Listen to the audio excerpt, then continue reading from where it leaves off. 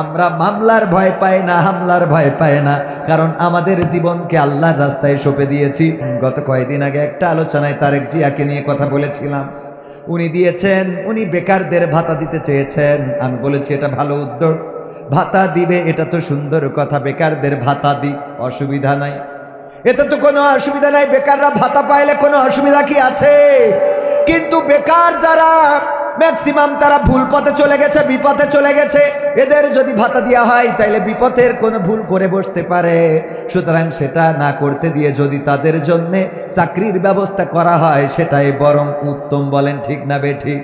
এই কথাটারে উল্টো পাল্টা করে অনেকেই আমার বিরুদ্ধে লাগায় যে আমি তারেক জিয়ার বিরুদ্ধে কথা বলেছি, এখন এই হুজুরের বিরুদ্ধে মামলা দিতে হবে। আমরা মামলার ভয় পাই না, হামলার ভয় পাই না, কারণ আমাদের জীবনকে আল্লাহর রাস্তায় সঁপে দিয়েছি। তবে মাথায় রাখবেন, আপনি মামলা হামলা করার আগে বুঝে নেবেন আসলে আমি বলেছি কি, করেছি কি, কার জন্য বললাম, কিসের জন্য বললাম। ঠিক না ঠিক? তা না হলে অবিচার হতে পারে না, পারে না, জুলুম হতে পারে না, পারে না। এই স্টেজে প্রধান অতিথি যিনি, তিনি হলেন বাংলাদেশ জাতীয়তাবাদী দল সদস্য সচিব বাগমারা উপজেলা জনাব অধ্যাপক মোহাম্মদ কামাল হোসেন সাহেব, যিনি বাগমারা উপজেলার সদস্য সচিব বাংলাদেশ জাতীয়তাবাদী দল। এই দলের প্রধান অতিথি আবার সভাপতি যিনি, তিনি হলেন বাংলাদেশ জামাত ইসলামীর নেতা জনাব আলহাজ ডাক্তার মোহাম্মদ আব্দুল বারী, যিনি এই আসনের এমপি পদপ্রার্থী। এই ভ্রাতৃত্ব দরকার আছে না নাই? দুইজনই স্টেজে আসলো, একজন বেগম জিয়ার হাতকে শক্তিশালী করতে বলল, বেগম জিয়ার জন্য দোয়া চাইলো, সুস্থতার জন্য, বিএনপির জন্য দোয়া চাইলো। অবশ্যই অধিকার আছে না নাই? কথা কয় না, আছে না নাই? বেগম জিয়ার পক্ষে আমরাও দোয়া করেছি। আমরা তার বিরুদ্ধে বালুর ট্রাক যখন বাড়ির সামনে ছিল তখন আমরাই কথা বলেছি, বলেন ঠিক কিনা? অথচ যারা আমাদেরকে ভুল বোঝে তাদেরকে বলতে চায়, আমাদের ইতিহাসটা খুঁজে দেখেন, একই সাথে 16-17টা বছর আর আগের আরো 5 বছর ক্ষমতায় থাকা হলো, ক্ষমতায় থাকার আগেও আবার জোট করা হলো। তার মানে 17 আর 5 কত, 22, আর আগে আন্দোলন যদি হয় 1 বা 2 বছর, তাইলে 22 আর 2 কত, 24, মোট 25 মিলায়ে আমরা 24ও যদি ধরি, 2 যুগ একসাথে থাকলাম, একই ঘরে থাকলাম, একই রাস্তায় নামলাম, একই জেলখানায় থাকলাম। এমনকি সালাউদ্দিন কাদের সাকা চৌধুরী, শর্টকাট নেম সাকা চৌধুরী, যিনি 6 বারের সংসদ সদস্য বিএনপি, এবং সেই আমাদের জামাতের মুহতারাম সমাজ কল্যাণ মন্ত্রী সাবেক জনাব আলী হাসান মোহাম্মদ মুজাহিদ রাহিমাহুল্লাহ, দুইজনকে একই দিনে ফাঁসির কাস্টে ঝুলানো হলো।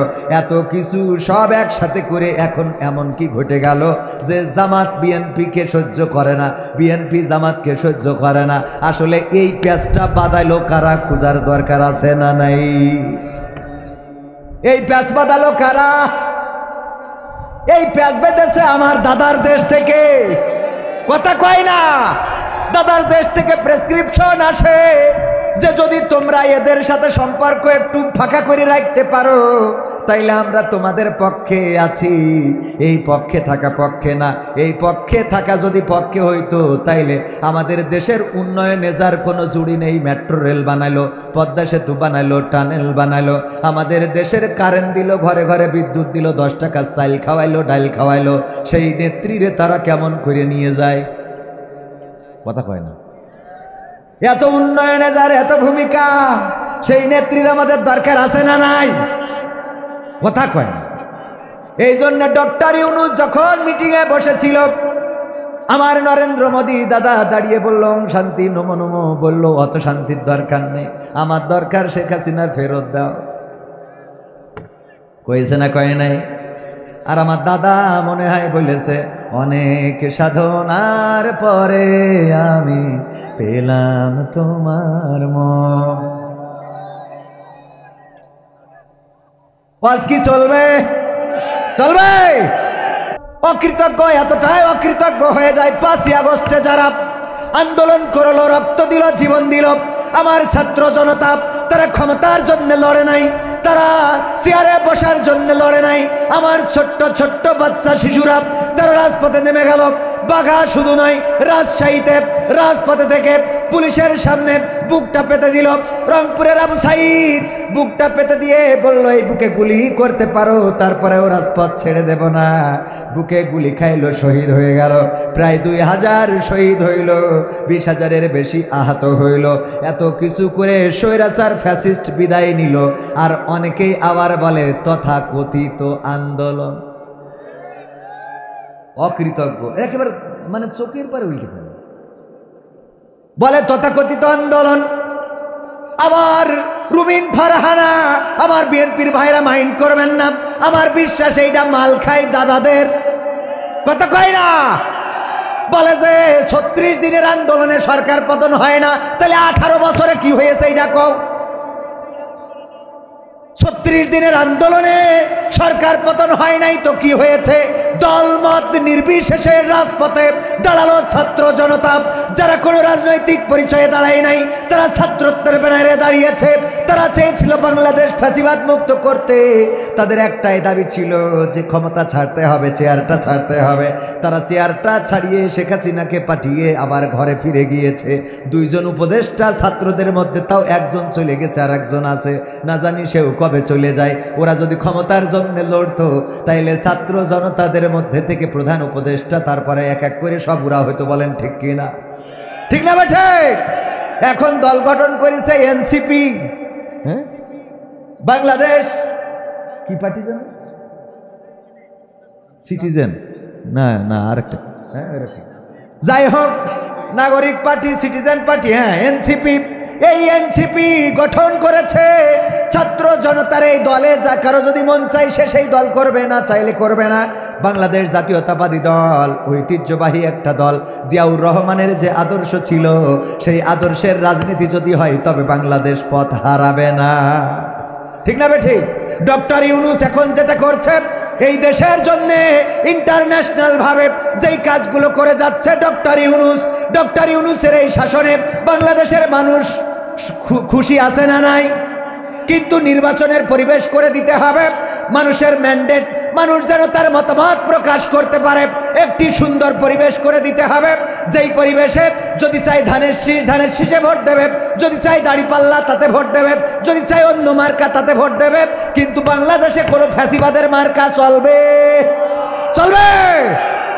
যেই ফ্যাসিবাদেরা নির্বিচারে মানুষ হত্যা করেছে, যেই ফ্যাসিবাদ বাংলাদেশে বেগম জিয়ার বাড়ির সামনে ট্রাক রেখেছিল, যেই ফ্যাসিবাদ জামাত ইসলামের আমিরের গলায় ফাঁসির রশি ঝুলিয়েছে, যেই ফ্যাসিবাদ ইসলামী আন্দোলনের নেতা কর্মীদেরকে ফাঁসির কাস্টে ঝুলিয়ে বিদায় করেছে, যেই ফ্যাসিবাদ আল্লামা দেলওয়ার হুসাইন সাইদির মতো কোরআনের মুফাসসির গোটা বাংলাদেশ শুধু নয় পৃথিবীর 50টিরও বেশি দেশে যিনি তাফসীর করলেন, যার বয়ান শুনে হাজার হাজার মানুষ পথহারা, মানুষ পথ খুঁজে পেয়েছে, যার বয়ান শুনে শত শত মানুষ ইসলাম কবুল করেছে, যার বয়ান শুনে এখনো পর্যন্ত মানুষেরা পথের দিশা খুঁজে পায়, এই মানুষটারে যারা 13টা বছর কারাগারে রেখে ক্ষান্ত হয় নাই, চিকিৎসার নামে হাসপাতালে নিয়ে ইনজেকশন পুশ করে শহীদ করে দিল, এই ফ্যাসিবাদ আর বাংলাদেশে আসতে দেয়া হবে না।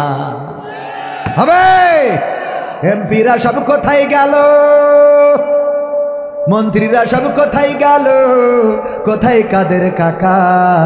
তাদের ছাড়া দেশটা এখন লাগে ফাঁকা ফাঁকা। পালাবো না,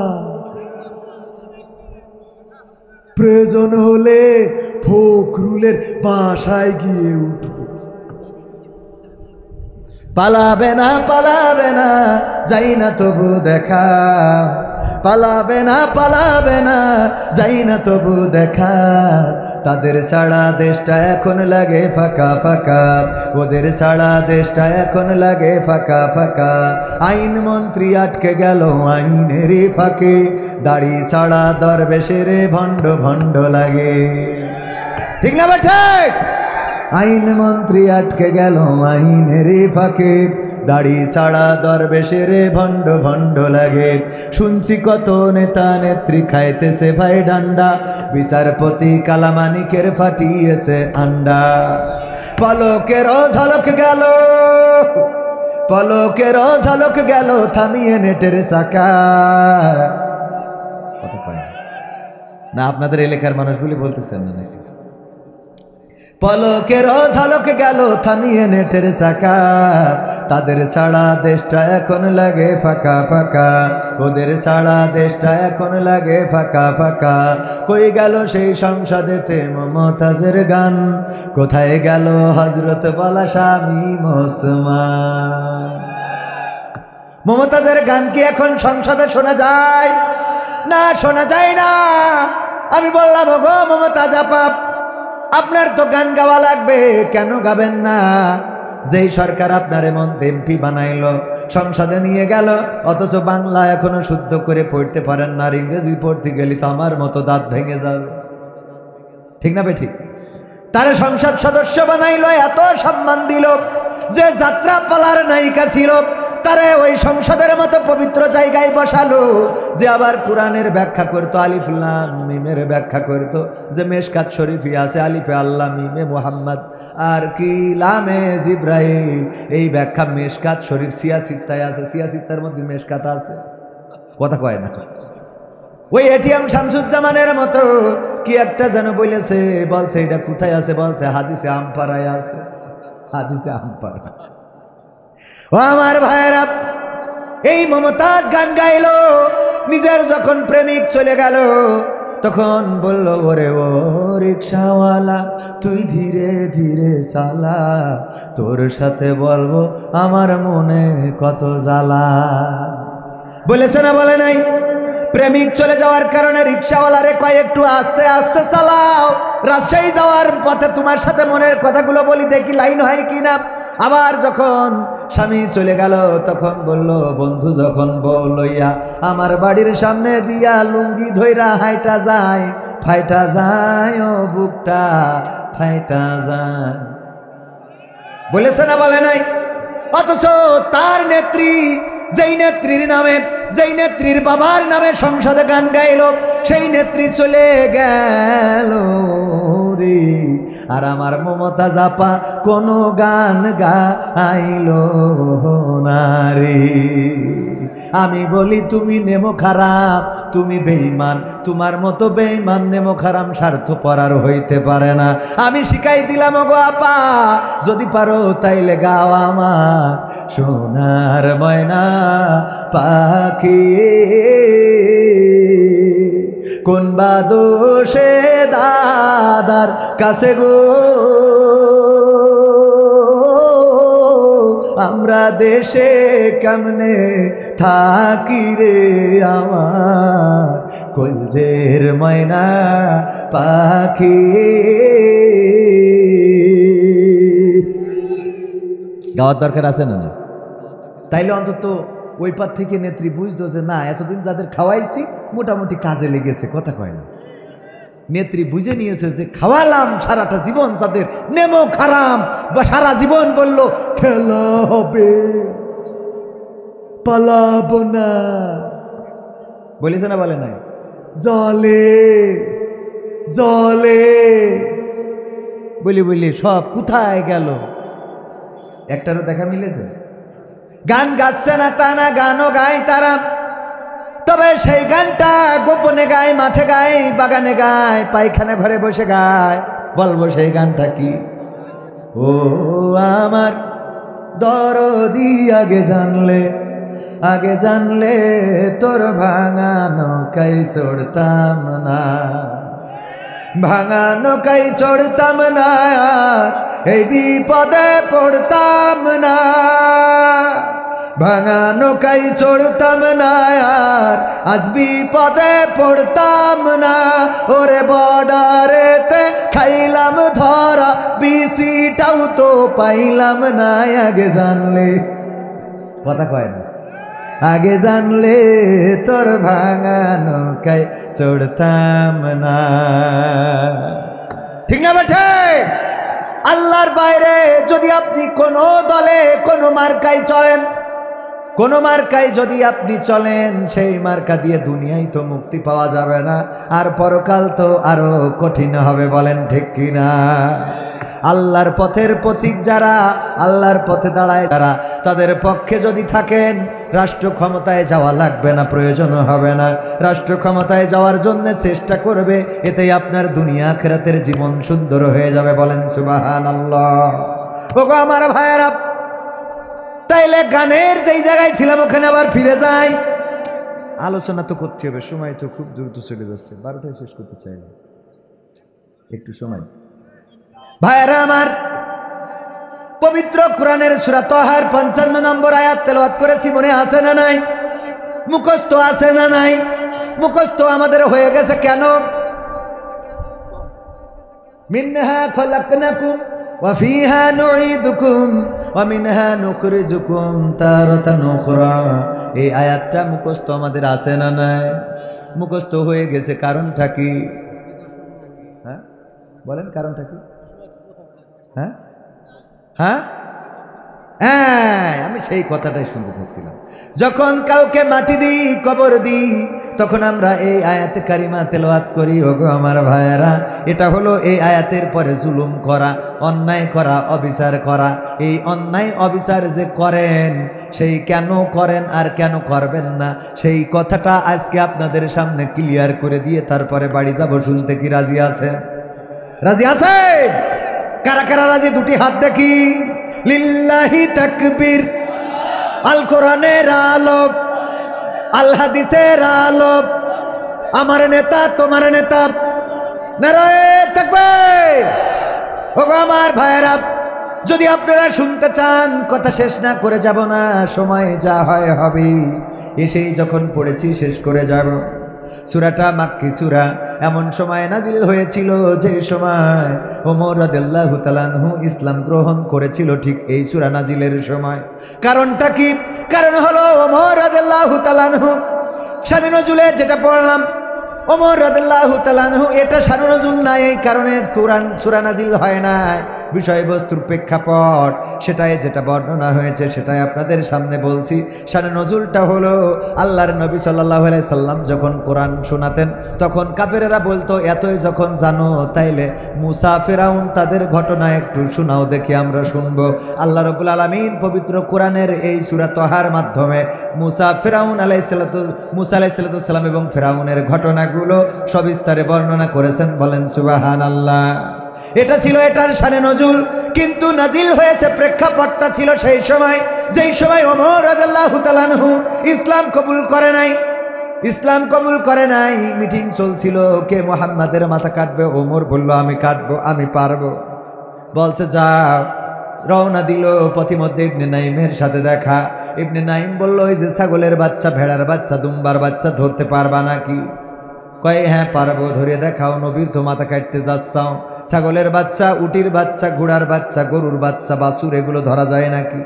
তিরিং বিড়িং করে একদিক থেকে আরেক দিকে চলে যায়, ধরতে পারলো না। ওমর রাদিয়াল্লাহু তাআলা আনহু ঘেমে লাল হয়ে গেল, মিজাজটার গরম হয়ে গেল। ইবনে নাইম বললেন, ওগো ওমর, নবী মুহাম্মাদের মাথা কাটতে চলেছো খোলা তরবারি নিয়ে, অথচ তোমার ঘরে তোমার বোন ফাতেমা বিনতে খাত্তাব এবং তার স্বামী তোমার ভগ্নিপতি একই সাথে ইসলাম কবুল করেছে। এই খবর কি রাখো নাকি? আগে বাড়ি ঠিক করো, তারপরে অন্য জায়গায় যাও। মিজাজ খারাপ হবে না? হবে না? আমার বিএনপির ভাইয়েরা যদি শোনে যে বাড়ির স্ত্রী জামাতের রুকন হয়েছে, মিজাজ খারাপ হবে না? হবে না? কথা কয় না। আর যদি আমলিগরা শোনে তাহলে তো সংসারই টেকবে না। ও আমার ভাইয়েরা, ওমর রাদিয়াল্লাহু তাআলা আনহু চিন্তা করলো, আহারে, যেই নবীর মাথা কাটতে যাচ্ছি সেই নবীর ইসলাম আমার বাড়িতে ঢুকে গেছে, এই বাড়িটা আগে ঠিক করা লাগবে। চলে গেল, দরজায় নক করলো। দরজা খিল দিয়ে কোরআন পড়ছিল, তখন যে কোরআনের আয়াত তেলাওয়াত করেছিল সেটা ছিল সূরা তাহা। এমনকি ওমর রাদিয়াল্লাহু তাআলা আনহু যখন ঘরের দরজা ভেঙে ভিতরে ঢুকে ফাতেমা বিনতে খাত্তাব এবং তার স্বামীকে মেরে রক্তাক্ত করে দিল, ফাতেমা বিনতে খাত্তাব হাতে রক্ত লাগিয়ে বললেন, ওগো ওমর, তুমি যেই পিতার সন্তান, আমি সেই পিতার সন্তান, তুমি যেই মায়ের গর্ভে ছিলে, আমি সেই মায়ের গর্ভে ছিলাম। কেমন করে পারলে তুমি আমার এমন রক্তাক্ত করে দিতে? ওগো ভাই আমার, তোমাকে আমি স্পষ্ট করে বলে দিচ্ছি, শুনে নাও। আমি যে কালেমা গ্রহণ করেছি, আমি যে কোরআনটা বুকে ধারণ করেছি, যতই মারো যতই পিটাও, আমি এই কোরআনটা আমার এই বুক থেকে আর নামাবো না। আমি এই কোরআনের পথ থেকে এক চুল পরিমাণ সরে যাব না, চাইলে তুমি মেরে ফেলতে পারো। এই কথা শোনার পরে ওমরের মনটা নরম হয়ে গেল। আহারে, কি এমন কিতাব, কি এমন কালাম, যেই কালাম শুনে আমার বোনেরা মরতে রাজি কিন্তু কোরআনের পথ ছাড়তে রাজি না। বলল, ওগো বোন, যদি একটু কোরআন শোনাতে তাইলে একটু শুনে দেখতাম কি আছে। তখন যেটা পড়ে শোনানো হয়েছিল সেটা ছিল সূরা তাহা। ওগো আমার ভাইয়েরা, ওমর রাদিয়াল্লাহু তাআলা আনহু শুনলেন, ছুটে চললেন নবীর কাছে নাঙ্গা তরবারি হাতে। সাহাবীরা খবর পেয়েছেন ওমর রাদিয়াল্লাহু তাআলা আনহু এসেছেন, নবীর আসছেন নবীর মাথা কাটতে। সাহাবীরা ঘিরে ধরেছে আল্লাহ রাসূল সাল্লাল্লাহু আলাইহি সাল্লামকে রক্ষা করার জন্য। সাহাবীরা বললেন, ওগো নবী, ওমরকে কিন্তু আমরা জীবন্ত ফিরে যেতে দেব না। আপনি এতদিন আমাদের মক্কায় কোনো কথা বলতে দেন নাই, প্রকাশ্যে ইসলাম পালন করতে দেন নাই। আপনি আমাদের এতদিন ঠান্ডা করে রেখেছেন, বলেছেন না সোচ্চার হওয়া যাবে না, চুপচাপ ইসলাম প্রচার করতে হবে, বিরোধিতা করা যাবে না। আমাদের মেরেছে, আমরা কোনো কথা বলি নাই। আবু যর গিফারি রাদিয়াল্লাহু তাআলা আনহু যখন ইসলামের সন্ধানে মক্কায় আসলেন, আল্লাহর রাসূলের সান্নিধ্য পাইলেন, কালেমা পড়লেন, মুসলমান হইলেন। আল্লাহর নবী বললেন, আবু যর, তুমি চলে যাও তোমার গিফার গোত্রে, সেখানে যে তুমি ইসলাম প্রচার করো, খবরদার যেন মক্কার আনাসে কানাসে এই কথা বলবা না। কিন্তু আবু যর গিফারি তিনি ছিলেন অত্যন্ত সাহসী একজন মানুষ, গিফার গোত্রের লোক। সেই সময় গিফার গোত্রের অনেক দাপট ছিল, প্রভাব ছিল। তার জন্যে আবু যর গিফারি মক্কার চত্বরে আসলো আর বলল, গো মক্কাবাসী শুনে নাও, আমি নবী মুহাম্মাদের কাছে পড়ে নিয়েছি লা ইলাহা ইল্লাল্লাহু মুহাম্মাদুর রাসূলুল্লাহ সাল্লাল্লাহু। আমি এই কালেমা পড়েছি। কাফেরেরা খেপে গেল, তারা একেবারে শকুনের মতো, চিলের মতো, ইগলের মতো তার উপরে হামলা করা শুরু করলো, রক্তাক্ত করে ফেললো। কেউ একজন বলল, তোমরা কারে মারো? গিফার গোত্রের লোকরে মারো।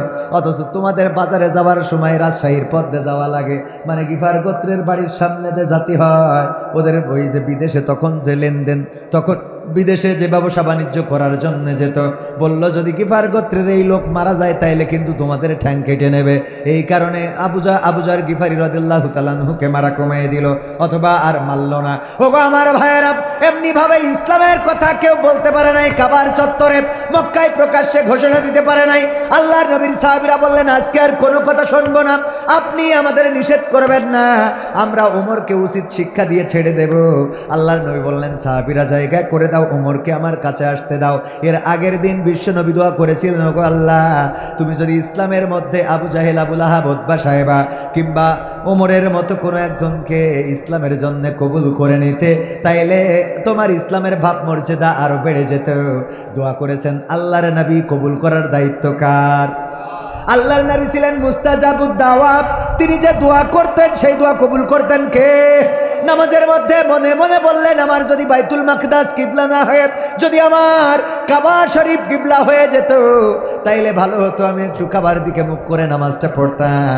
এই মনে মনে করেছেন। আল্লাহ পবিত্র কোরআনে কারিম দিয়ে জানিয়ে দিলেন, ওগো নবী, আমি আপনার মনের অবস্থা বুঝতে পেরেছি, আপনি এখন নিজের চেহারাটা ঘুরায় কাবার দিকে করে দেন। বলেন সুবহানাল্লাহ। আল্লাহর নবীর কাছে আবু হুরায়রা এসেছিলেন, এসে বললেন, ওগো নবী, একটু দোয়া করে দেন। কিসের দোয়া করব? মা আমাকে মেরেছে। কেন মেরেছে? আমি আপনার কাছে এসেছিলাম, গভীর রাতে বাড়ি ফিরেছি, আমার মা মুশরিক জিজ্ঞাসা করলো কোথায় গিয়েছিলেন। আমি বললাম নবী মুহাম্মাদের কদমের কাছে। আমার মা এটা শোনার পরে মিজাজ খারাপ হয়ে গেল, আমারে পিটাই বলল, হয় বাড়ি ছাড়বি নাই নবী মুহাম্মাদের কদম ছাড়বি। আমি বললাম, মা বাড়ি ছেড়ে দিলাম কিন্তু মুহাম্মাদের কদম ছাড়বো না। আল্লাহর নবী বললেন, ওগো আবু হুরায়রা, এই মায়ের বিরুদ্ধে নালিশ নিয়ে এসেছো আমার কাছে? বলল, না, মায়ের বিরুদ্ধে নালিশ আনি না, একটু দোয়া চাইতে এসেছি, বিশ্ব নবী একটু দোয়া করে দেন, আল্লাহ যেন আমার মাকে হেদায়েত নসিব করে দেয়। আল্লাহর নবী দোয়া করলেন। আবু হুরায়রা দৌড় দিলেন, সাহাবীরা টেনে ধরলেন, কোথায় যাও আবু হুরায়রা? তুমি তো ঠান্ডা শান্ত ভদ্র মানুষ, তুমি এমন তো দৌড়াও না, কারণটা কি এমন ঘটে গেল? আবু হুরায়রা বললেন, ছেড়ে দাও, ছেড়ে দাও, ছেড়ে দাও, আমাকে বাড়িতে যেতে দাও, আমি বাড়িতে যেয়ে দেখবো আমি দৌড়াই আগে বাড়ি পৌঁছালাম নাকি আমার নবীর দোয়া বাড়িতে পৌঁছে গেল। আবু হুরায়রা বর্ণনা করেছেন, আবু হুরায়রা বাড়িতে পৌঁছায় যখন দরজায় নক করলেন, ঠক ঠক ঠক ঠক ঠক ঠক করে আওয়াজ করলেন। মা বললেন, কে? আমি। আবু হুরায়রা বলেন, আমি বললাম, আমি আবু হুরায়রা। মা বললেন, বাবা দাঁড়াও, একটু দরজা খুলছে, একটু ওয়েট করো। আবু হুরায়রা বলেন, আমার মা যখন এটা বলল তখন আমি তার কণ্ঠের মধ্যে নূর, দিনের নূরটার গন্ধ পেয়েছি।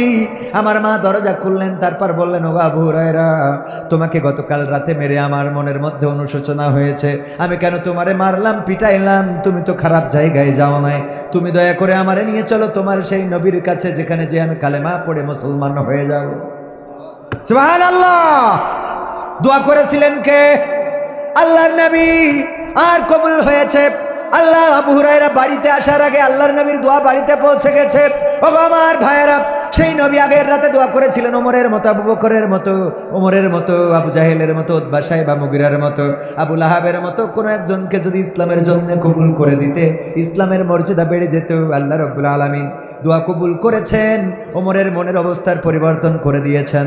ওমর যখন আসলো, রাস্তা করে দিল, আল্লাহর নবী দাঁড়ালেন, বাহুর মধ্যে হাত দিয়ে ঝাঁকা দিয়ে বললেন, ওগো ওমর, তোমার মনের অবস্থার পরিবর্তন কি এখনো আসে নাই? ওমর রাদিয়াল্লাহু তাআলা আনহু বললেন, ওগো নবী, আমি এই তরবারিটা আপনার কদমের কাছে সমর্পণ করে বলতে চাই, এতদিন পর্যন্ত এই তরবারি দিয়ে ইসলামের বিরুদ্ধে আমি এই তরবারি কাজে লাগাতে চেয়েছি। আজকে আপনার সামনে ঘোষণা করে দিচ্ছি, যদি আপনার বিরুদ্ধে কেউ দাঁড়ায় তাইলে ওমরের তরবারি তার ফায়সালা করে দেবে। সুবহানাল্লাহ। ওমরের তরবারি তার ফায়সালা করে দেবে। ওমর রাদিয়াল্লাহু তাআলা আনহু যেই সূরাটা শুনেছিলেন, ফাতেমা বিনতে খাত্তাব এবং তার স্বামী যেই সূরাটা পড়ছিলেন, সেটা ছিল সূরা তাহা। এই সূরা তাহার মধ্যে ফিরাউন এবং নমরুদের ঘটনাগুলো বেশ, ফিরাউন এবং মুসা আলাইহিস সালামের ঘটনা বেশি বর্ণনা করা।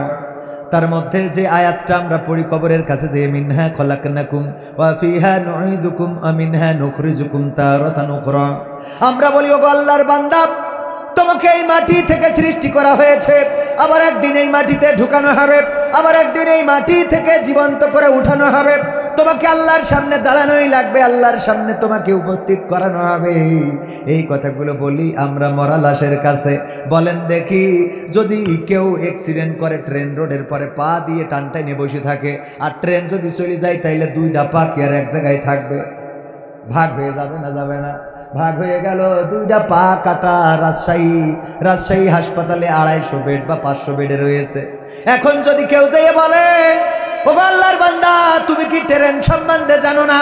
ট্রেন হলো এমন ঝকঝক ঝকঝক করতে করতে আসে, তার টায়ারটা হলো লোহার, চাকাটা হলো লোহার, আর নিচেই থাকে লোহার পাত। সেই পাতের পরে যদি কেউ রাখে হাত কিংবা পা, অমনি কেটে দ্বিখণ্ডিত হয়ে যাবে। এই কথা যদি পাঁচ আর কেটে দুভাগ হয়ে গেছে, ওরে যদি বলে, ওর মিজাজ খারাপ হবে না ভালো হবে? কথা কয় না। কারণ কি? কারণ হলো যা ঘটার তা তো ঘটেই গেছে। কথা কয় না। যা ঘটার তা তো তার জীবনে ঘটেই গেছে, ওর বইলেও কি আর না বইলেও কি। মোটরসাইকেলে গিয়ার দেয় আমার যুবকেরা, আছে না নাই? দিতে দিতে কারেন্টের খুঁটিতে মেরে দিয়েছে। একজন পাতালে আর একজন হাসপাতালে, একজন পাতালে আর একজন হাসপাতালে। যে হাসপাতালে তারে বলতেছে মোটরসাইকেল এত জোরে গিয়ার দিতে হয় না, রাস্তা ভালো না, রাস্তার পাশে কারেন্টের খুঁটি থাকে, ওইটাই লাগলে একটা পাতালে আর একটা হাসপাতালে যাওয়া লাগে। ও বলতেছে, এই কথা আমার শোনাচ্ছেন কেউ? তো আমি প্র্যাকটিক্যালে আমি নিজেই তো ট্রেনিং করি, তারপরে নাইছি। কথা কয় না। মিজাজ খারাপ হবে না ভালো হবে? ওই লোকটা বলবে, আমারে সতর্ক করে লাভ নাই, তোমার ভাতিজারে থামাও, কারণ তোমার ভাতিজা ওই যে ঈদের দিন সেও গিয়ার মারে রে। আজকালকের ছেলেরা বই নিয়ে আর বসে না, ও বাবা গুগলে সার্চ করিয়া পড়ি। ওরে কালের মেয়েরা কোরআন হাদিস ধরে না, এখনকার মা বোনেরা কোরআন হাদিস পড়ে না, ও আল্লাহ টিকটকে ভিডিও ওরা করে। কথা কয় না? আছে না নাই? টিকটকে ভিডিও করে এমন মা বোন আছে না নাই? আজকালকের ছেলেরা বই নিয়ে আর বসে না, গুগলে সার্চ করিয়া পড়ি। আগের সময় প্রেম করিলে আমার হুজুর বলতো পাইছো কি, এখন বলে শখ করিয়া বাবু তুমি খাইছো কি? বাবু তুমি কি খাইছ না? ও খাই না, ফিডার খাবো। আছে না নাই? বুড়ো ধাড়ি হয়ে গেছে, ওরে ডাকে বাবু তুমি আসা, বাবু আমার বুড়ো ধাড়ি বাবু। আগের সময় প্রেম করিলে মুরব্বীরা বলতো পাইছো কি, এখন বলে সব করিয়া বাবু তুমি খাইছো কি। লজ্জা শরম নাই আইলাম কোন জামানাই, লজ্জা শরম নাই আইলাম কোন জামানাই, ভবিষ্যৎ দেখি অন্ধকারে। আজকালকের ছেলেরা বই নিয়ে আর বসে না, ও বাবা মোবাইলে সার্চ করিয়া পড়ে। নতুন করে হয়েছে চালু এখন আবার কন্টেন্ট, পরিচয় করাই দেখি এই আমার গার্লফ্রেন্ড। আছে না নাই?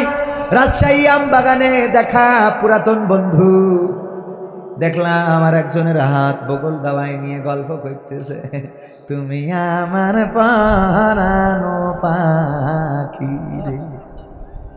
বললাম দোস্ত বিয়ে করলি কবে? কইলি না তো।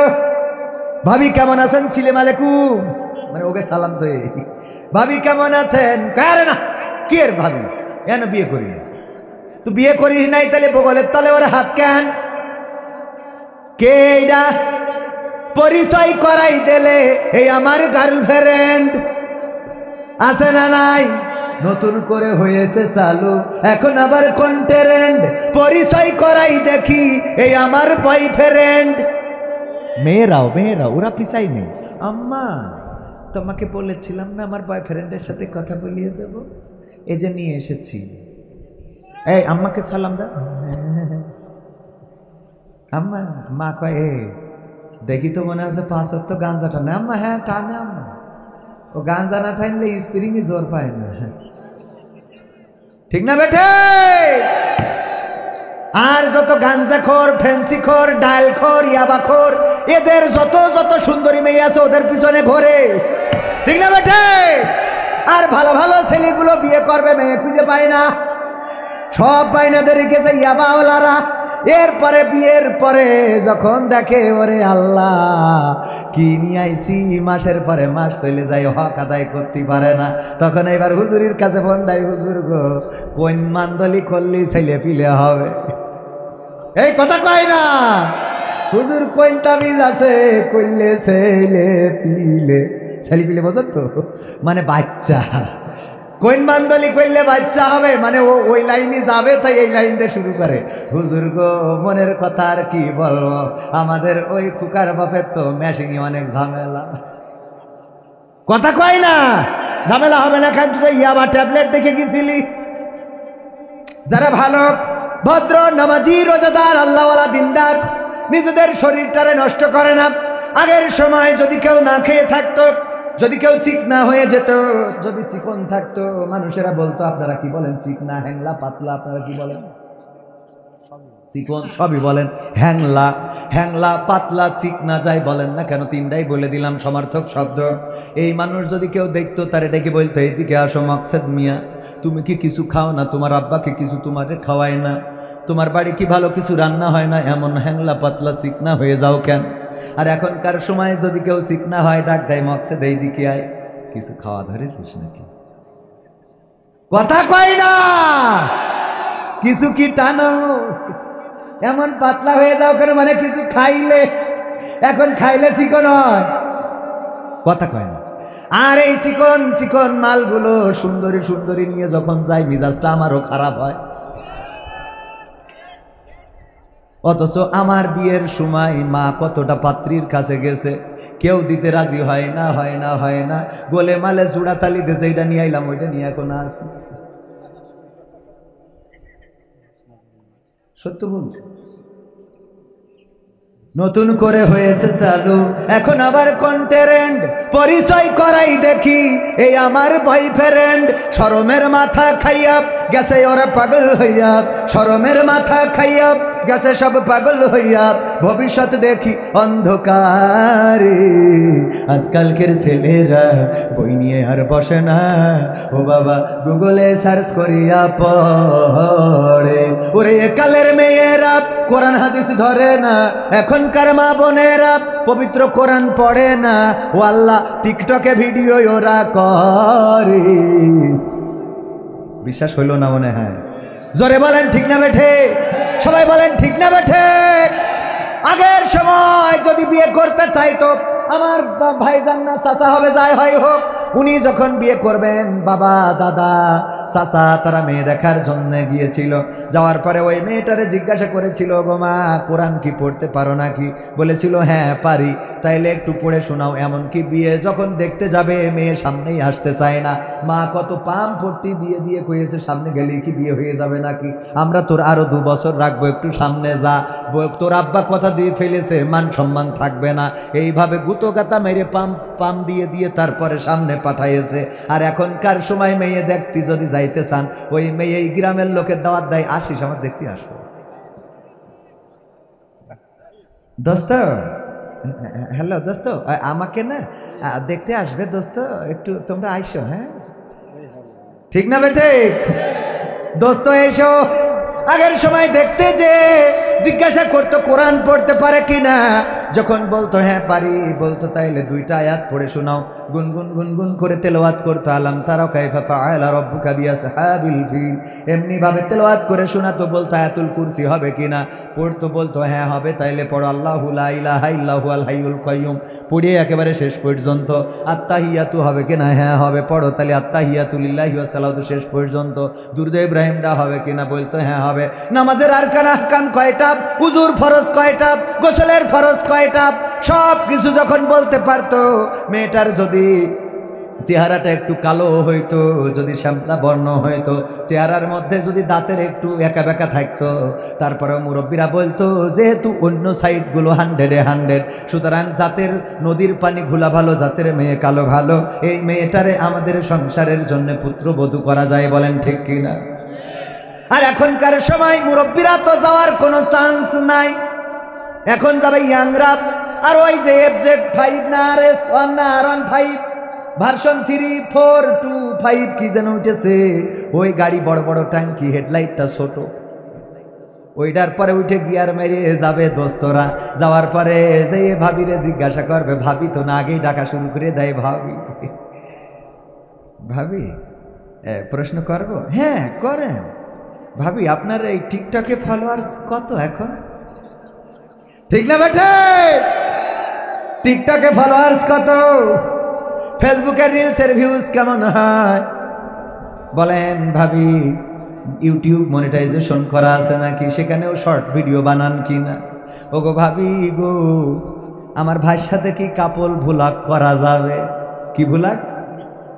কথা কয় না। কাপল ভুলাক, কাপল ভুলাক আবার কি? অনেক মুরব্বী বোঝে না কাপল ভুলাক হইল এই যে ফোন ধরবে, হাই গাইস, হ্যাঁ আমি কোনো কথা ছাড়াই আজকে লাইভে চলে এসেছি, তোমরা মাইন্ড করবে না, আমি তোমাদেরকে আজকে সব দেখাবো। হ্যাঁ আমি তার আগে তোমাদের দেখিয়ে রাখি, এই যে পিছনে দাঁড়িয়ে আছে মকসেদ, আমার পাগলটা, ও কবির বিন সামাদ জয়েন করেছে। হাই ঠিক না বেটে? এর নাম কি ভুলাক? কাপল ভুলাক। বউয়ার স্ত্রী, ও স্বামী আর স্ত্রী, স্বামী আর স্ত্রী। আমি দেখলাম যে আপনারা অ্যালার্ট আছেন কিনা, মাঝে মাঝে একটু এরকম করে ধরতে হয় যে অ্যালার্ট আছে কিনা, তাই না? সামনে সুরতারা, হ্যাঁ কোন জায়গায় সুবহানাল্লাহ, কোন জায়গায় আলহামদুলিল্লাহ, এগুলো ঠিক রাখার দরকার আছে না নাই? তাহলে স্বামী আর স্ত্রী দুইজনে ভুলাক বানাবে, স্ত্রীর সামনে দাঁড়ায় আর পিছনে স্বামী। আর ওইগুলো বউ যখন উড়ন্ত কিস মারে কবির বিন সামাদ, তারপরে কবির বিন সামাদের আর বউ ভালো লাগে না, লাগে না, মনে মনে করে আল্লাহ আজকে আমার বিলকি সেইরাম করে মাইল। অমনি রাতের মধ্যেই কামসা ওরে যুবকরা বুঝিস নে, তোর বোর কনে শুয়াই রাখি। কথা কয় না? কয়টা ডলারের জন্য বউটারে পতিতা বানালি, নিজে তো জাহান নামে, বউ তো জাহান নামে গেল গেল, তোরও সাথে করি নেলে। কথা কয় না? এইগুলো বন্ধ হওয়ার দরকার আছে না? না আছে। আমার ভাইয়েরা, এইটা যদি বন্ধ করতে হয় নারীদেরকে পর্দার মধ্যে রাখতে হবে। আমার আল্লাহ বলেছেন ওয়াকরনা ফি বুয়ুতিকুন্না ওয়ালা তাবাররাজনা তাবাররুজাল জাহিলিয়াতিল উলা। ওগো নারীরা, তোমরা পর্দার মধ্যে থাকো, জাহিলি যুগের মেয়েদের মতো সাজুগুজু করে নিজেদেরকে প্রদর্শন করে বেড়ায়ও না। আর আমার মা বোনেরা এখন বলে আল্লাহ তোমার কথাও রাখবো, শয়তানের কথাও থাকবে। সেটা কেমনে? আমার ভাইজান দাওয়াত দিয়েছে, পিকনিকে নিয়ে যাবে কোথায়? রাজশাহীতে। বললাম যাব। দাওয়াত দিয়েছে 10 জনের। উনি জানেন 10 জন বললে লোক বেশি হয়ে যাইতে পারে, যদি কোনোভাবে লোক বেড়ে যায় তাইলে 10 জনের জন্য বিরিয়ানি বা ভাতের অর্ডার করা। এই ভাত খাওয়াবো, বাকি লোকের কি খাওয়াবো? সাথে করে কিছু মুড়ি নিয়ে গেছে, যে যদি লোক বেড়ে যায় তাইলে কিছু মুড়ি খাওয়াবার, কিছু লোকের ভাত খাওয়াবো। আমার কাছে জিজ্ঞেস করছে কবির ভাই আপনি মুড়ি খাবেন না ভাত খাবেন? আমি বললাম ভাত খেয়ে তারপর মুড়ি খাবো। ভাত খেয়ে তারপর সহ্য না করে পারা যায়? ভাত খেয়ে মুড়ি খাবো, তার মানে যে উদ্দেশ্য তার ছিল সেটা কি আর হইল? যদি সবার জিজ্ঞেস করে কি খাবা, কেউ যদি বলে মুড়ি খেয়ে ভাত খাবো, আর কেউ যদি বলে ভাত খেয়ে মুড়ি খাবো, তাইলে বলেন দেখি উনার মুড়ি আর ভাত দুইটা তেশমারা খাবে না? খাবে না? ও আমার ভাইয়েরা, মা বোনদের বলল ওয়াকরনা ফি বুয়ুতিকুন্না ওয়ালা তাবাররাজনা তাবাররুজাল জাহিলিয়াতিল উলা। ও নারীরা পর্দার মধ্যে থাকো, জাহিলি যুগের মেয়েদের মতো সাজুগুজু করে নিজেদেরকে প্রদর্শন করে বেড়ায়ও না। এই কথা আল্লাহ বলল। মা বোনেরা বলল আল্লাহ তোমার কথাও থাকবে, শয়তানের কথাও রাখবো। সেটা হলো আগে সাজুগুজু করব, তারপরে বোরকা পরব, পার্কে যেয়ে খুলবো, আসার সময় আবার লাগাবো। ঠিক না বেঠে? এত সাজা সাজে আমার যুবকরা দেখি বলে আবেদা ছাড়া বাঁচবে না, ওর আবেদারই লাগবে, আবেদা ছাড়া কারো বিয়ে করবে না। এবার বিয়ে করার পরে বাসর রাত শেষ হয়ে যাওয়ার পরে এমন বিপদে পড়ে, আপনাদের বাগাই নাকি যেন বাগমারা, নাকি বাগা থানার নাম কি? বাগা না বাগমারা? বাগমারা থানায় বিউটি পার্লার আছে না নাই? একজন বিউটি পার্লারের মালিকের বিয়ের পরের দিন যে একটা আইফোন 16 প্রো ম্যাক্স কভার সুন্দর করা নিয়ে যে বলছে আপনার এই বিউটি পার্লার, এই বিউটি পার্লারের মালিককে কয় আমি, কয় আপনার জন্য এই যে আইফোন 16 প্রো ম্যাক্স নিয়ে আইছি। কয় কিসের জন্য? গতকালকে যে আবেদারে সাজাই দিয়েছেন আপনি? কয় হ্যাঁ আমার বিউটি পার্লার থেকে সাজানো। কয় আপনার জন্য এই যে এইটা। ও তো দেখে এত খুশি, বলছে আল্লাহ এমন স্বামীরে তুমি আরো 3টা বউ দিও। বলেন আমি কারণ কি? কারণ যদি একটা সাজাইলে যদি আইফোন পাওয়া যায়, তাহলে আরো 3টে সাজাইলে BMW গাড়ির মালিক হওয়া যাইতে পারে। এত বড় মন তো কারো দেখি নাই। ওইটা পাওয়ার পরে খুবই খুশি, বগল বাজানো শুরু করেছে। আল্লাহ আজকে জীবনে সার্থক যে আমার একটা আইফোন দিয়েছে। দিয়ে চলে এসেছে, বক্স খুলে দেখে কিসের আইফোন 16 প্রো ম্যাক্স। খুলে দেখে ওর মধ্যে নোকিয়া 1100 গাডার মারা। নোকিয়া 1100 চিরকুট একটা লিখা, গাডারের তল দিয়ে একটা চিরকুট লিখে দিয়েছে। এখন কেমন লাগে? এখন কারণ তুমি কালকে যে মালদারে সাজাইছো, বাসর রাতে ঘুমটাটা তুলে আমি দেখলাম পরিমনির খালাতো বোন। আমার আত্মাটা ঠান্ডা হয়ে গেল। যার যাই হোক আমি একটু কালাকুলা হইলেও বউটা সুন্দরী নিয়ে আইছি। ওমা সকালবেলা গোসলের পরে রে এ তো দেখছি নোকিয়া 1100 গাডার মারা বাটনেও কাজ হচ্ছে না। এইবার গান গাই, আমি পারি না আর পারি না, আমি কেন মরি না, আজরাইল কি চিনে না আমারে গো, আমি পারি না আর পারি না। হয়তো 2 দিন পরে মরব, আগে মরলে কি ক্ষতি, ওরে এই দুনিয়ার রং তামাশা বুঝলাম না রে এক রতি।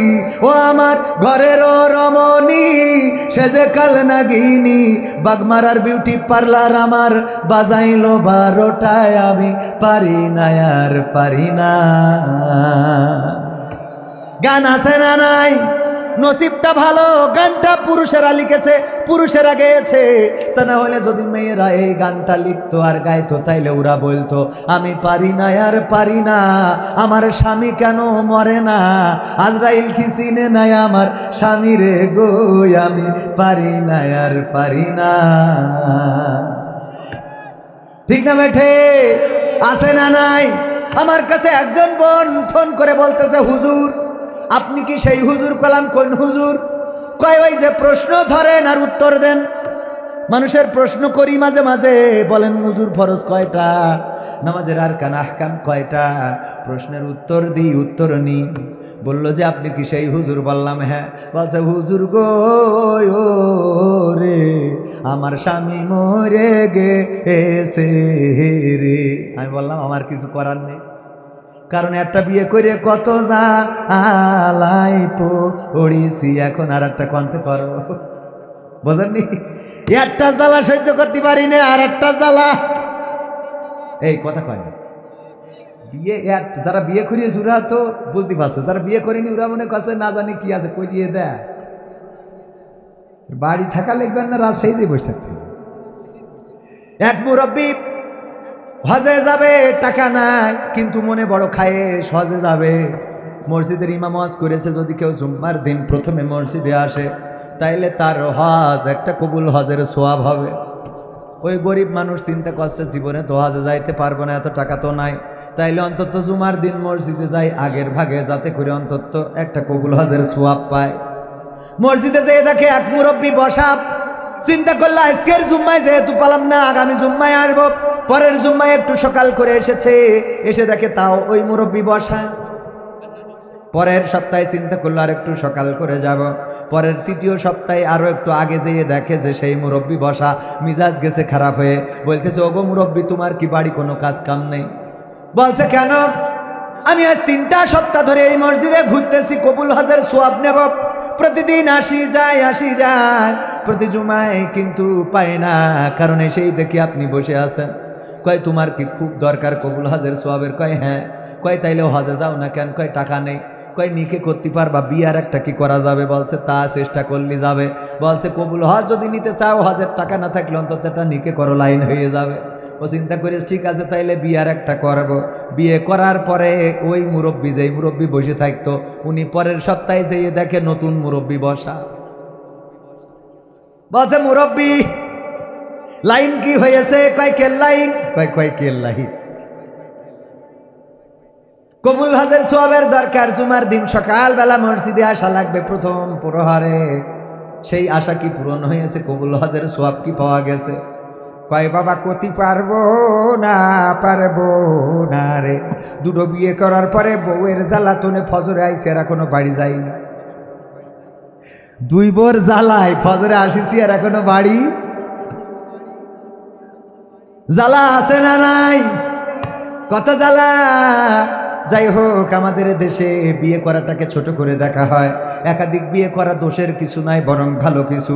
যদি কোনো বিধবাকে বিয়ে করতে পারেন, যদি কোনো অসহায়, যদি এমন পরিবার হয় যেই পরিবারে কেউ বিয়ে করতে চায় না, শ্বশুর বাড়ির স্ট্যাটাস ভালো না, শ্বশুর বাড়ির চাল ডাল আলু পটল ঠিক মতো সংসার চলে না, এমন বাড়ির মেয়ে যদি উপকারের নিয়তে বিয়ে করেন, হতে পারে এটা আপনার নাজাতের ওসিলা হয়ে যাবে। সুতরাং আগামীতে আপনারা চেষ্টা করবেন অসহায় দুস্থ এইরকম নারী থাকলে বিয়ে করবেন। রাজি কারা কারা হাত উঁচু করেন?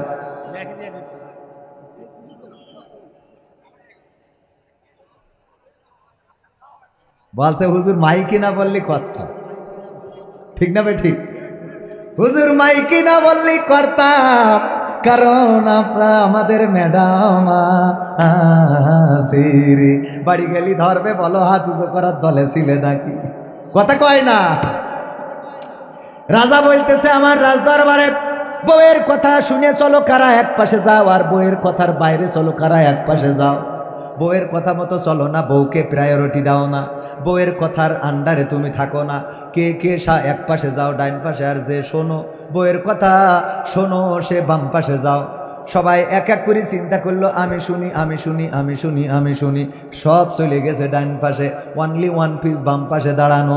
রাজা বলছে রাজ দরবারের সম্মানটা তুমি রেখেছো, যে এই রাজ দরবারে অন্তত একজন হইলেও আছে যে বউয়ের কথা মতো চলে না। বলছে রাজা আপনি বোঝেন নাই কেন? বলছে আমার বউ বাড়িতে বলে দিয়েছে যেই পাশে বেশি লোক দাঁড়াবে তুমি ওই পাশে দাঁড়াবা না, যেই পাশে বেশি লোক দাঁড়াবে তুমি ওই পাশে। তার মানে এত আমলের পরে আমাদের অবস্থা তাই। একাধিক বিয়েতে দোষের কিছু নাই, বিয়ে করবেন অসহায় দুস্থ পরিবার নরমাল এই জাতীয় মানুষের যদি বিয়ে করে উপকার করতে পারেন, আর মা বোনেরা যারা আছেন যদি এই জাতীয় নারীদের সতীন হিসাবে মেনে নিতে পারেন, সেটাই আপনাদের ভাগ্যটা পরিবর্তন করে দিতে পারে, সেটাই দুনিয়ার জীবন এবং আখিরাতের জীবনটা সুন্দর করে দিতে পারে। ওগো আমার মা বোনেরা, অনেকেই আছে একাধিক বিয়েতে নাখোশ হয়, কিন্তু স্বামী যখন অন্যায় করে, অন্যের বউয়ের সাথে পরকিয়া করে, অন্যের বউ নিয়ে মার্কেটে যায়, এইগুলো করে বেড়ায়, গুনাহগার হয়ে যায়। এই গুনার কারণে স্বামী যদি জাহান্নামে যায়, তাইলে জীবনের তরে ওই স্বামীরে চিরতরে হারানো লাগবে। বলেন ঠিক কিনা? তার চেয়ে ভালো অন্তত বিয়ে করে ভালো কাজ করুক, নেকামল করুক, সেই স্বামীরে আবার জান্নাতে পাওয়া যাবে। আমার মা বোনেরা এই জিনিসটা বোঝে না রে। মা বোনেরা বলছে এই হুজুরি যদি আগামীতে আনে আর টাকা দেব, কথা কয় না। তবে পুরুষদেরও ভালো হইতে হবে, ইনসাফ করতে পারলা বলেছে বিয়ে করো 2, 3 অথবা 4। যদি মনে করো ইনসাফ করতে পারবা না, তাইলে একজনে সন্তুষ্ট থাকতে হবে। কথাটা কার? আল্লাহ 2 দিয়ে শুরু করেছে, 4-এ শেষ। 2 দিয়ে শুরু, 4-এ শেষ। কিন্তু বলেছে যদি ইনসাফে ব্যর্থ হও, তাইলে একজনে সন্তুষ্ট থাকতে হবে, একজনের বাইরে যাওয়া যাবে না। ভাইরা আমার, ইনসাফ করার দরকার আছে না নাই? কিন্তু পুরুষরা এমন আছে স্ত্রীদের হক আদায় করতে পারে না, করে না, স্ত্রীদের যে অধিকার বুঝিয়ে দেয় না, স্ত্রীদের সাথে ভালো আচরণ করে না। অন্যের বউ দেখে কত সুন্দর করে কথা বলে, হ্যালো ভাবি গো, আপনার হাতের শরবত বড় মিষ্টি লাগে, আর নিজের বউ যেটা রান্না করে খাওয়ার পরে বলে এই এত লবণ খাই। আরে মিজাজ, বোর কাছে বিশাল পালোয়ান আছে না নাই? বোর কাছে বড় পালোয়ানগিরি দেখায়, স্ত্রী নামাজ পড়ে না। স্ত্রী নামাজ না পড়লে স্বামী যাবে জাহান্নামে। এই হজ করার পরে এক পুরুষ বাড়িতে যে স্ত্রী বলছে ওট, বলছে কেন? বলছে নামাজ পড়তে হবে। কেন নামাজ পড়তে হবে? কারণ হুজুর বলেছে যদি স্ত্রী নামাজ না পড়ে স্বামী জাহান্নামে যাবে। বলছে তা অসুবিধা কি? কয় অসুবিধা কি মানে? এই তুই নামাজ না পড়লে আমি জাহান্নামে যাবো, অসুবিধা কি মানে? কয় তুমিও তো পড়ো না। কয় আমার জন্য আমি জাহান্নামে যাবো, তা তোর জন্য যাবো কে? ওর জন্য যাবে, তা ওর জন্য যাবো। ওট নামাজ পড়, তাড়াতাড়ি করে উজু কর। কয় এই রাত 12টার সময় বাদ দাও, ঘুমাও, কালকে থেকে পড়ো। কিসের কালকে? আজকে পড়া লাগবে। জোর করে উঠায় উজু করে নিয়ে আসলো রাত 12টার পরে। স্ত্রী এবারে এসে বলছে বলো দেখি এখন এই রাত 1টার সময় কোন ওয়াক্তের নামাজ কয় রাকাত? কি পড়বো? প্রথম রাকাতে কি সূরা, দ্বিতীয় রাকাতে কি সূরা? আচ্ছা যা হয় পড়। আওয়াজ শেষ। যা হয় পড়। যা হয় পড় মানে কি? এই রাত 1টার সময় আমার আরামের ঘুম হারাম করে দিলে। উজু করে আসিছি, না হলে তুমি সামনে দাঁড়াও। একটাই তুই ভেজাল ইমাম বলে আমি পিছনে দাঁড়াচ্ছি। কেন? তোমার তো ভালো ইমাম বলা যাবে না। কি ইমাম? ভেজাল ইমাম, আমি পিছনে দাঁড়াবো, পড়াও। ভাই ওইরাম করিস নে, কালকে পয়সা নে। এরকম স্বামী যারা আছেন নিজেদের পরিবর্তন লাগবে। 2টা বিয়ে করে নবীর সুন্নাত মানবেন, কিন্তু এক ওয়াক্ত নামাজও পড়েন না। এক ওয়াক্ত নামাজ পড়ে না, কোরআন পড়ে না, হাদিস পড়ে না। তোর জন্য নবীর ওই 2, 3, 4 বিয়ের পর ওই সুন্নাত আদায়ের দরকার কথা কেন আছে? না, দরকার নাই। মসজিদ মুখী হতে হবে, নামাজ মুখী হতে হবে, কোরআন মুখী হতে হবে। কিন্তু আমাদের সমস্যা হলো কোরআন পড়তে ভালো লাগে, কোরআন শুনতে ভালো লাগে, কোরআন জানতে ভালো লাগে, কোরআন মানতে ভালো লাগে। কথা কয় না? আপনাদের খারাপ লাগছে? থাকা যাবে আর 10 মিনিট?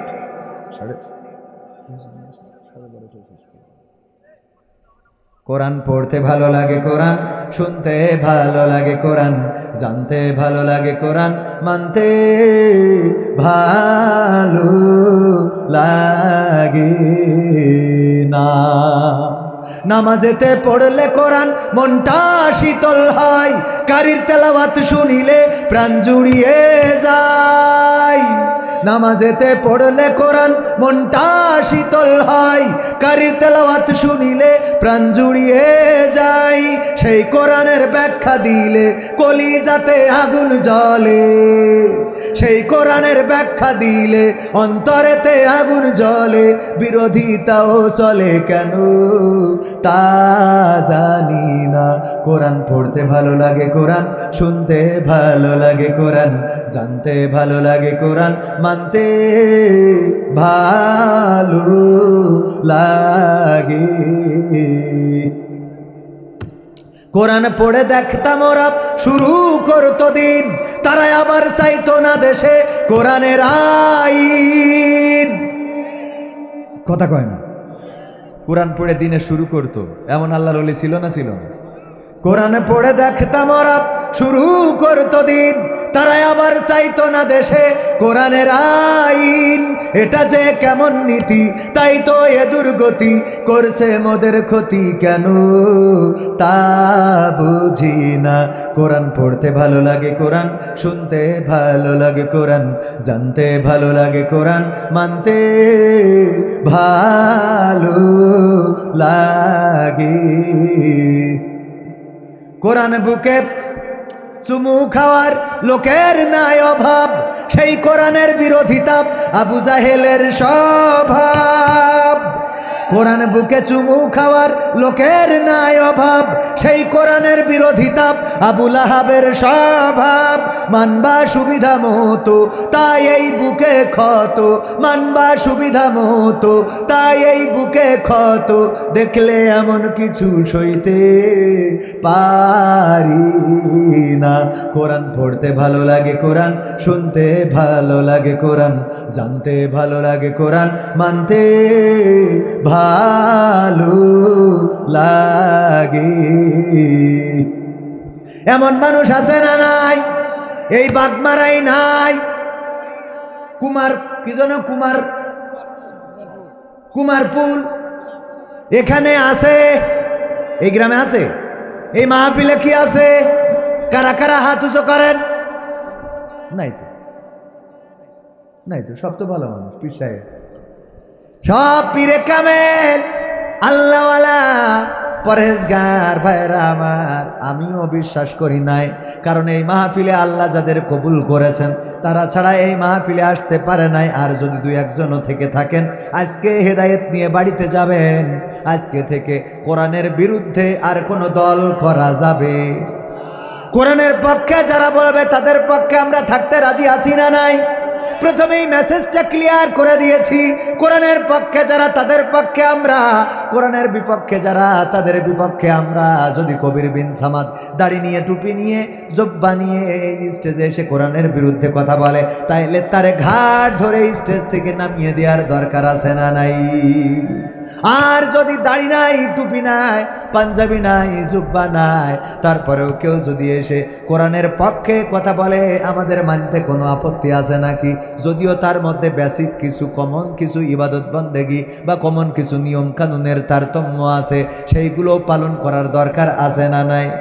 সব মেনে চলতে হবে, কিন্তু সব রেখে যদি ইসলামের বিরুদ্ধে যায়, ইসলাম যদি না থাকে, দাড়ির কোনো দাম আছে? টুপির কোনো দাম আছে? জুব্বার কোনো দাম আছে? না, দাম নাই। কয়েকদিন আগে আমার কাছে প্রশ্ন করলো আমাদের নেতা সাতক্ষীরার, তিনি বললেন, কবির ভাই আমাকে বলল যে আমাকে বলতে হবে দাড়ি টুপি পাঞ্জাবিওয়ালা জুব্বাওয়ালা এদের মধ্যে এত দল কেন? মূল প্রশ্ন ছিল, বলল সূরা ফাতিহা। এক হুজুর বলল পিছনে থাকলে পড়তে হবে, আবার আর এক হুজুর বলল না পড়লেও হবে। তাইলে আপনাদের মধ্যে এত মত পার্থক্য কেন? এত মতবিরোধ কেন? মতবিরোধ আছে না নাই? কথা কয় না, আছে না নাই? আমাদের মতবিরোধ আছে। কারণটা কি? কারণ হলো রাসূল সাল্লাল্লাহু আলাইহি সাল্লাম আমাদের যে ইবাদত বন্দেগী শিখিয়েছেন সেটার মধ্যে কোনো ভিন্নতা নেই। ইবাদত বন্দেগী যেটা ছিল, আল্লাহ যেটা দিয়েছেন সেটা ঠিক আছে, কিন্তু পালন করার মধ্যে কিছু তারতম্য রাসূল সাল্লাল্লাহু আলাইহি সাল্লাম সময় কাল পাত্র ভেদে পার্থক্য করেছেন। যেমন আমরা যেটা জেনেছি, আল্লাহ রাসূল সাল্লাল্লাহু আলাইহি সাল্লাম যখন ইসলামের দাওয়াত দিয়েছে, এই দাওয়াত দেওয়ার সময় মুসলমান যারা হয়েছে অনেকে এই মূর্তিকে এমন ভালোবাসতো যে নামাজে দাঁড়াইলো মূর্তি বগলের নিচেই রেখে দিয়ে তারপরে নামাজ পড়তো। বুঝলেননি? কথা কয় না।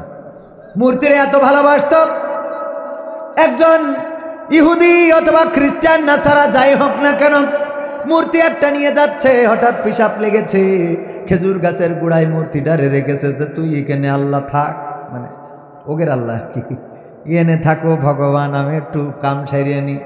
কাম সারিয়েছে অন্যদিকে ফিরে, কারণ এই দিকে দেবতার দিকে ফিরে তো আর এই কাম সারা যায় না।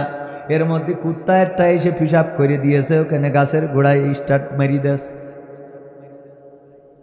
পিশাব ফিরে এসে ওই মূর্তিটা ধরে নিয়ে দেখে গায়ে যেন কি রহমতের পানি ছাটা শুরু করে দিয়েছে। হঠাৎ করে তাকায় দেখে পাশে কুত্তা দাঁড়ানো, বুঝে ফেলেছে এই মূর্তির গায়ে তালে কুত্তাই মইতে ছুঁয়ে গেছে।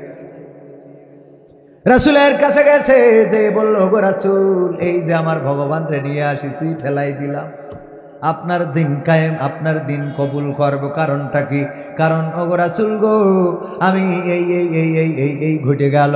আল্লাহর রাসূল বললেন মূর্তি কখনো মুক্তি দিতে পারে না, মুক্তি দেওয়ার মালিক হলেন এক আল্লাহ। সবাই চিল্লায় বলেন কে? আল্লাহ মুক্তি দিয়েছে না দেয় নাই? আমাদের বর্তমান সময়েও যদি বলি ওয়াতুইজ্জু মান তাশাউ ওয়া তুযিল্লু মান তাশাউ, আল্লাহ রাব্বুল আলামিন বললেন যাকে চান তাকে ইজ্জত দান করেন, যাকে চান তাকে বেইজ্জতি করেন। দেখেন, প্রমাণ যদি নিতে চান বেশি দূর যাওয়া লাগবে না। যেই চেয়ারে বসে আমাদের সাবেক নেত্রী বলেছিল ডক্টর ইউনূসকে পদ্মা সেতু থেকে টুস করে ফেলে দেওয়া দরকার, সেই চেয়ার থেকে তারে চলে যাওয়া লেগেছে। আর এখন ডক্টর ইউনূস ওই চেয়ার আর পদ্মা সেতু দুইটারই মালিক। কথা কয় না? মালিক করে দিয়েছেন কে? আল্লাহ। যাকে চান তাকে ইজ্জত দান করেন। আলেম ওলামারা আজ থেকে 2 বছর 3 বছর আগে এইভাবে বসার কোনো স্বপ্ন দেখে কষ্ট ছিল না? ছিল না? যদিও মাহফিলগুলো চলতো, কিন্তু কত রকম বাধা বিপত্তি উপেক্ষা করতে হতো, আইন কানুন, পুলিশ প্রশাসন এসে দাঁড়িয়ে যেত, কত রকম করে আমাদেরকে কন্ট্রোল করা হতো। আর এখন ওপেন ময়দান, খোলা ময়দান, আলেম ওলামারা দাড়িপাল্লার পক্ষে এসে ভোট চেয়ে যায়, ধানের শিশির পক্ষে এসে ভোট চেয়ে যায়। তার মানে পরিবেশটা সুন্দর হয়েছে না হয় নাই? কথা কয় না? হয়েছে না হয় নাই? যেই নেতাগুলো আজকে স্টেজে আসলো, আজ থেকে 1 বছর আগে কি তারা আসতে পারত? তারা স্টেজে উঠলে মাহফিল বন্ধ হইতো না? হইতো না? মাহফিল বন্ধ, পোস্টারেও নাম দেওয়া যেত, নাম দেওয়া যেত না। আল্লাহ দেখিয়ে দিলেন, দেখো আমি কি পারি, আমি কি করি। যেই চেয়ারের মালিক তুমি বললে দেশটা তোমার বাবার, সেই দেশ ছেড়ে দিয়ে দাদার দেশে জামালা গেল রে। ক্ষমতায়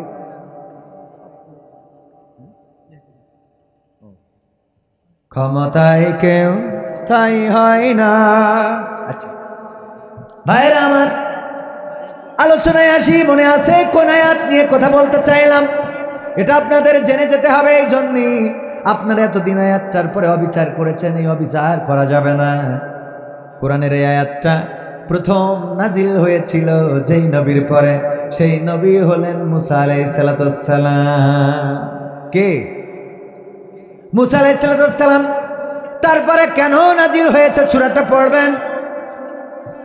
আল্লাহ বলল চলে যাও ফেরাউনের কাছে, ওগো মুসা, যে তারে বলো তুমি তো বর্ডার ক্রস করে নরেন্দ্র মোদীর দেশের মধ্যে ঢুকে গেছা, তুমি ডক্টর ইউনূসের এরিয়ার মধ্যে থাকো, না হলে বিএসএফ গুলো গুলি করিয়ে বসবে।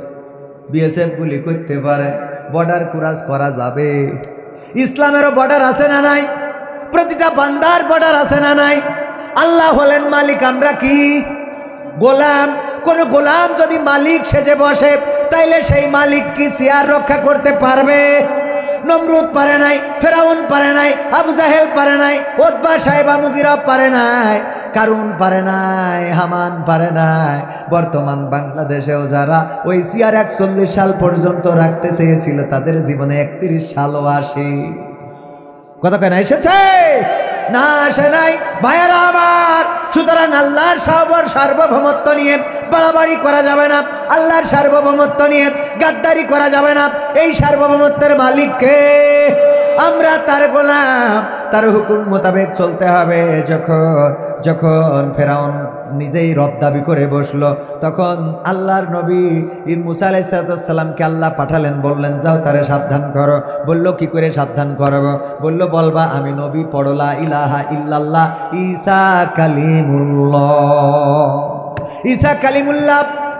যাও এই কথা বলবা, আল্লাহ ছাড়া কোনো ইলাহ নেই। আর মুসা কালিমুল্লাহ, মুসা কালিমুল্লাহ, ঈসা রুহুল্লাহ, ইব্রাহিম খলিলুল্লাহ। এমনি ভাবে সব নবীর আগের অংশ ঠিক ছিল, পরের অংশ একটু ব্যতিক্রম করে আল্লাহ দিয়েছেন। যাও এটা বলবা। বলল যদি আমার বিশ্বাস না করে যে আমি নবী, তাইলে কি করব? তাইলে তুমি তোমার হাতের লাঠি ছেড়ে দিবা, দেখবা সাফ হয়ে যাবে। যদি তাও বিশ্বাস না করে, বগলের মধ্যে হাত ঢুকাবা, বের করবা, সেখানে নূর ঝমকানি দিতে থাকবে। যদি তারপরেও বিশ্বাস না করে, তাইলে কি করব? আল্লাহ বলল তাইলে তারে নসিহা করে বলবা, তারে মেন্টালি একটা ওয়াশ করবা, তারে সুন্দর করে বুঝাবা মিনহা খালাকনাকুম ওয়া ফিহা নুঈদুকুম ওয়া মিনহা নুখরিজুকুম তারাতান উখরা। কি বুঝাবা? ওগো ফেরাউন, কিসের অহংকার তোমার? কিসের লড়াই, কিসের বড়াই তোমার? কিসের লড়াই, কিসের বড়াই তোমার? কিসের লড়াই, কিসের বড়াই তোমার? তোমাকে এই মাটি থেকে সৃষ্টি করা হয়েছে, আবার একদিন এই মাটির মধ্যে ঢুকানো হবে, আবার একদিন এই মাটি থেকে তোমাকে জীবন্ত করে ওঠানো হবে। মৃত্যুর কথা বললে মানুষের মন নরম হয় না? হয় না? কথা কয় না?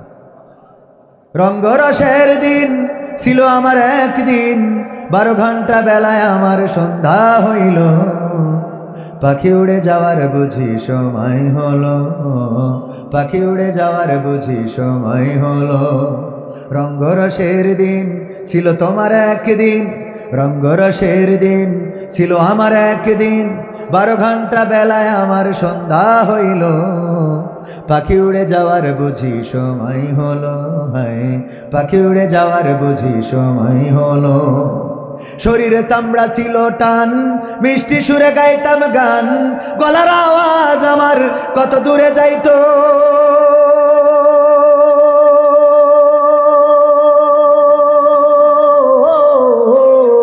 শরীরে চামড়া ছিল টান, মিষ্টি সুরে গাইতাম গান, গলার আওয়াজ আমার কত দূরে যাইতো।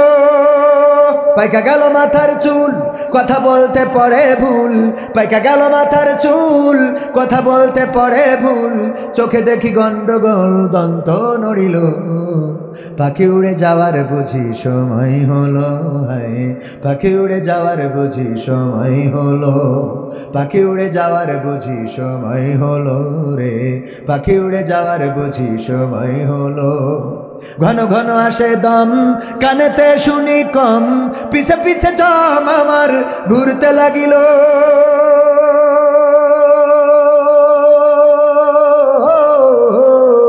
ঘন ঘন আসে দম, কানেতে শুনি কম, পিছে পিছে জম আমার ঘুরতে লাগিল। খাটো হয়ে আসছে পাও, হীন হলো সর্বদাও, খাটো হয়ে আসছে পাও, হীন হলো সর্বদাও, ভাবে বুঝি সময় আমার ফুরিয়ে এলো, পাখি উড়ে যাওয়ার বুঝি সময় হলো, হায় পাখি উড়ে যাওয়ার বুঝি সময় হলো, পাখি উড়ে যাওয়ার বুঝি সময় হলো, হায় পাখি উড়ে যাওয়ার বুঝি সময় হলো।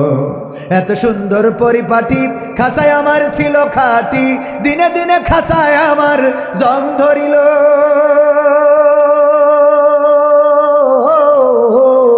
এত সুন্দর পরিপাটি, খাসায় আমার ছিল খাটি, দিনে দিনে খাসায় আমার জং ধরিল।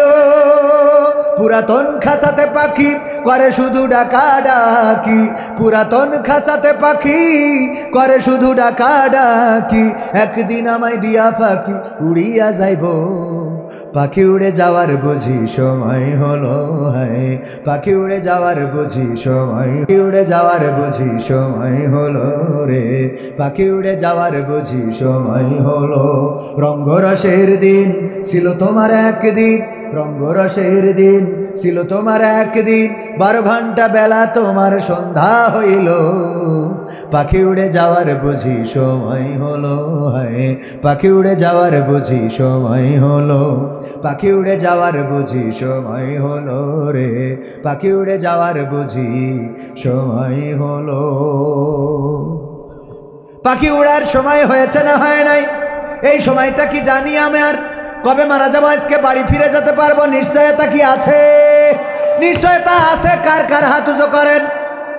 একজনেরও নাই। সুতরাং মারা যেহেতু যেতে হবে, কবর দেশের বাসিন্দা হতে হবে, এই দুনিয়া ছাড়া লাগবে, সুতরাং সেই পরকালের জন্য প্রস্তুতির দরকার আছে না নাই? প্রস্তুতির দরকার আছে না নাই? আল্লাহ বললেন, ইয়া আইয়ুহাল্লাযীনা আমানু হাল আদুল্লুকুম আলা তিজারা তুমজিকুম মিন আযাবিন আলীম। ওগো ঈমানদারেরা, আমি কি তোমাদের এমন একটা ব্যবসার কথা বলে দেব যেই ব্যবসা করলে কঠিন জাহান্নামের আযাব থেকে বেঁচে যাবে? তার মানে জান্নাত পাবে। কি পাবে? জাহান্নাম থেকে বেঁচে যাওয়া মানে জান্নাত পাওয়া।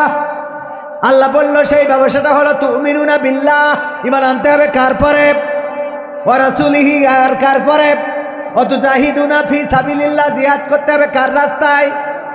আল্লাহর রাস্তায়। কি দিয়ে? বিআমওয়ালিকুম ওয়া আনফুসিকুম, মাল দিয়ে এবং জান দিয়ে। আমাদের এই জিহাদ করার দরকার আছে না নাই? আমরা জিহাদ করে এই দেশ এনেছিলাম, 52তে ভাষা এনেছিলাম, 24-এ আমরা ফ্যাসিবাদ মুক্ত করেছিলাম।